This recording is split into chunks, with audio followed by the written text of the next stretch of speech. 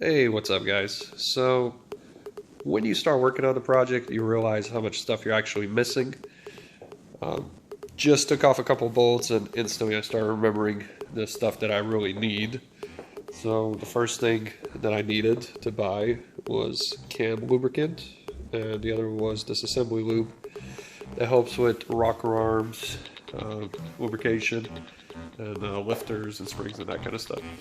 The other thing that I realized that I broke because I dropped it a few times was my torque wrench, so I had to stop by and get a new torque wrench. From just looking at the engine, you can see that I removed the intake. Pretty straightforward. Just remove the screw right there, disconnect the sensor, unplug the vacuum line. Mine was aftermarket, so it was pretty easy.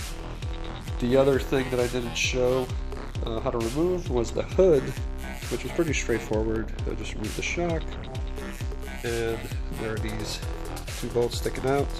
Unscrew those on each side, and the hood just came off, along with the whole assembly with it. So there's that assembly.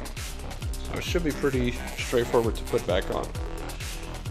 Once I removed the intake, I realized that the condenser is on top of the radiator, which means I either have to remove the condenser, or as the forums are saying it, either drop it or lift it out of place. My dad, he's an auto body man, so he can drain it for me, but I kind of want to test out the forums knowledge and see if we're actually going to have to remove this or not. The reason why I would have to move this out of place, as you can see from this angle, once I start removing everything from this side, pretty much the water pump and throttle body and everything, trying to get to the camshaft, I'm gonna have to move this out of place to be able to push the camshaft through. So I think for right now, I'm gonna risk it and drain the coolant and see what happens. So I'm gonna try to move the condenser out of place, and hopefully it won't bite me in the ass.